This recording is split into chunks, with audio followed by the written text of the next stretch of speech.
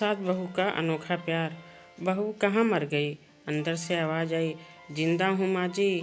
तो फिर मेरी चाय क्यों अभी तक नहीं आई? कब से पूजा करके बैठी हूँ, ला रही हूँ माँ जी। बहू चाय के साथ भजिया भी ले आई। सास ने कहा, तेल ते, तेल खिलाकर क्या मारोगी? बहू ने कहा, ठीक है माँ जी, ले जाती हूँ। सास ने कहा, रहने दे, बना दिया है तो खा लेती हूँ। सास ने भजिया उठाई और कहा, कितनी गंदी भजिया बनाई है तुमने? बहू, माँ जी मुझे कपड़े धोने हैं, मैं जाती हूँ। बहू दरवाजे पर छिपकर खड़ी हो गई। सास भजिया पर टूट पड़ी और पूरी भजिया खत्म कर दी।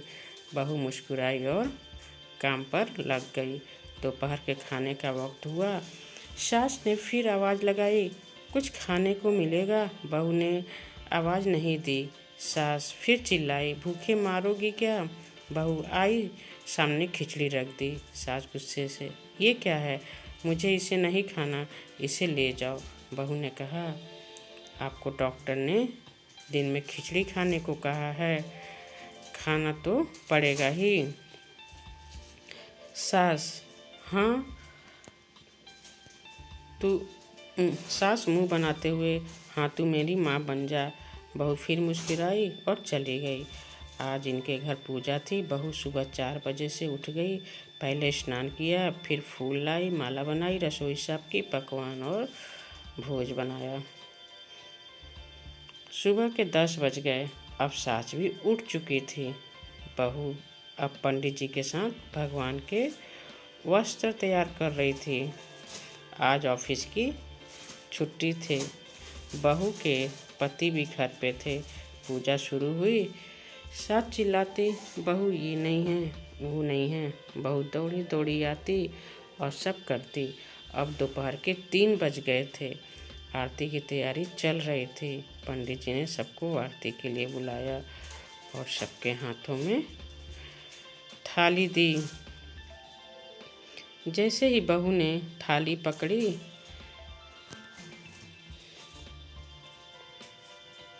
थाली हाथों से गिर पड़ी। शायद भोज बनाते हुए बहू के हाथों में तेल लगा था, जिसे वो पोंछना भूल गई थी। सारे लोग तरह तरह की बातें करने लगे। कैसी बहू है, कुछ नहीं आता, एक काम भी ठीक से नहीं कर सकती, ना जाने कैसी बहू उठा लाए, एक आरती की थाली भी संभाल नहीं सकती। उसके पति भी गुस्सा करने लगे, पर सास चुप रही, कुछ नहीं कहा, बस यही बोल के छोड़ दिया, सीख रही है, सब सीख जाएगी धीरे धीरे। अब सबको खाना परोसा जाने लगा। बहू दौड़ दौड़ के खाना देती, फिर पानी लाती। करीब 70-80 लोग हो गए थे। इधर 2 नौकर और बहू अकेली, फिर भी वहाँ सारा काम बहुत ही अच्छे तरीके से करती। अब उसकी सास और कुछ आस पड़ोस के लोग खाने पर बैठे। बहू ने खाना परोसना शुरू किया। सबको खाना दे दिया गया। जैसे ही पहला निवाला सास ने खाया, तुमने नमक ठीक नहीं डाला क्या? एक काम ठीक से नहीं करती, पता नहीं मेरे बाद कैसे ये घर संभालेगी। आस पड़ोस वालों को तो बस जानते ही हो ना साहब, वो बस बहाना ढूंढते हैं नुक्स निकालने का। फिर वो सब शुरू हो गए, ऐसा खाना है, ऐसी बहू है, ये वो वगैरह वगैरह। दिन का खाना हो चुका था। अब बहू बर्तन साफ करने नौकरों के साथ लग गई। रात में जगराता का कार्यक्रम रखा गया था। बहू ने भी 1-2 गीत गाने के लिए स्टेज पर चढ़ी। सास जोर से चिल्लाई, मेरी नाक मत कटा देना, गाना नहीं आता तो मत गा, वापस आ जा। बहू मुस्कुराई और गाने लगी। सबने उसके गाने की तारीफ की, पर सास मुंह फुलाते हुए बोली, इससे अच्छा तो मैं गाती थी जवानी में, तुझे तो कुछ भी नहीं आता। बहू मुस्कुराई और चली गई। अब रात का खाना खिलाया जा रहा था। उसके पति के ऑफिस के दोस्त साइड में ड्रिंक करने लगे। उसका पति चिल्लाता, थोड़ा बर्फ लाओ। तो सास चिल्लाती, यहाँ दाल नहीं है। फिर चिल्लाता, कोल्ड ड्रिंक नहीं है। पापड़ ले आओ। इधर उधर आखिरी में उसके पति की शराब गिर पड़ी उसके एक दोस्त पर और बोतल टूट गई। पति गुस्से में दो झापड़ अपनी पत्नी को लगाते हुए कहता है, जाहिल कहीं की, देखकर नहीं कर सकती, तुझे इतना काम भी नहीं आता। सारे लोग देखने लगे। उसकी पत्नी रोते हुए कमरे की तरफ दौड़ी। फिर उसके दोस्तों ने कहा, क्या यार, पूरा मूड खराब कर दिया। यहाँ नहीं बुलाया होता, हम कहीं और पार्टी कर लेते। कैसी अनपढ़ गंवार बीवी ला रखी है तूने। उससे तो मेहमानों की इज्जत और काम करना तक नहीं आता। तुमने तो हमारी बेइज्जती कर दी। अब आस पड़ोस की औरतों को और बहाना मिल गया था। वो कहने लगी, देखो क्या कर दिया तुम्हारी बहू ने। कोई काम की नहीं है। मैं तो कहती हूँ अपने बेटी की दूसरी शादी करा दो, छुटकारा पाओ इस गंवार से। सास उठी और अपने बेटे के पास जाकर उसे थप्पड़ मारा और कहा, अरे नालायक, तूने मेरी बहू को मारा। तेरी हिम्मत कैसे हुई, तेरी टांगें तोड़ दूंगी।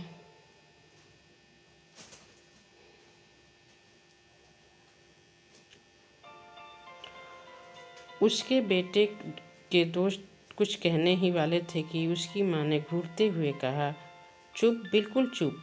यहाँ दारू पीने आए हो, जबकि पता है आज पूजा है और तुम्हें पार्टी करनी है। कैसे संस्कार दिए हैं तुम्हारे माता पिता ने। और किसने मेरी बहू को जाहिल बोला। जरा इधर आओ, चप्पल से मारूंगी अगर मेरी बहू को किसी ने एक शब्द भी कहा तो।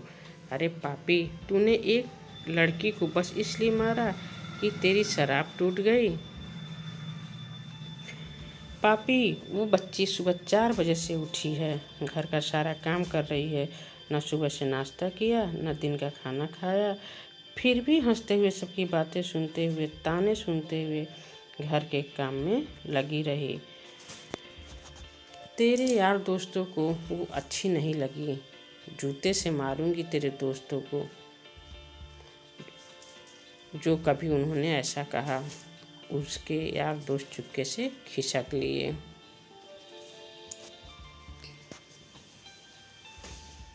अब सास बहू के कमरे में गई और बहू का हाथ पकड़कर बाहर लाई। सबके सामने कहने लगी, किसने कहा था अपनी बहू को घर से निकाल के दूसरी बहू ले आना। जरा सामने आओ। कोई सामने नहीं आया। फिर सास ने कहा, तुम जानते भी हो क्या इस लड़की के बारे में। ये मेरी माँ भी है, बेटी भी है। माँ इसलिए मुझे गलत काम करने पर रोक डांटती है, और बेटी इसलिए कि कभी कभी बिना कहे मेरी भावनाओं को, दिल की भावनाओं को समझ जाती है।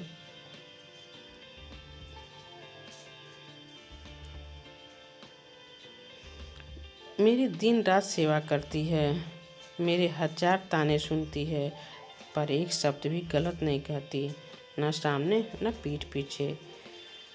और तुम कहते हो दूसरी बहू ले आऊं। याद है न छुटकी की दादी। अपनी बहू की करतूत। सास ने गुस्से से पड़ोस की महिला को कहा, अभी पिछले हफ्ते ही तुम्हें मियाँ बीबी भूखे छोड़ घूमने चले गए थे। मेरी इसी बहू ने 7 दिनों तक तुम्हारे घर पर खाना पानी, यहाँ तक कि तुम्हारे पैर दबाने जाती थी, और तुम इसे जाहिल बोलती हो। जाहिल तो तुम सब हो जो कोयले और हीरे में फ़र्क नहीं जानते।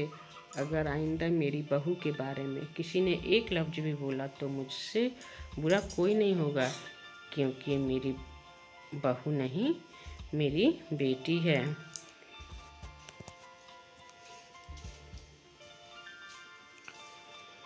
बहू सिसकियाँ लेते हुए फिर कमरे में चली गई। सास ने एक प्लेट उठाई और भोजन परोसा और बहू के कमरे में खुद ले गई।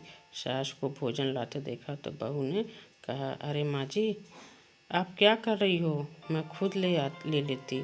सास ने प्यार से ताना मारते हुए कहा, डर मत, इसमें जहर नहीं है,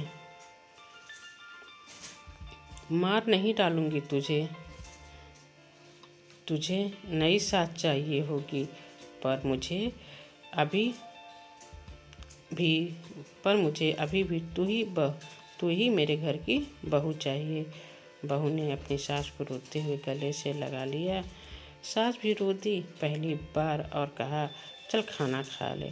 फिर मजाक करते हुए कहा, फिर मेरे पैर दबाने चले आना। ये ख्याल मन में मत लाना कि सास पैर बोलती है, किसी दिन मैं इसका गला दबा दूंगी, क्योंकि कभी मैं भी यही सोचती थी। दोनों खूब हंसने लगती हैं। कुछ रिश्ते बहुत मीठे होते हैं, बस बातें कड़वी होती हैं।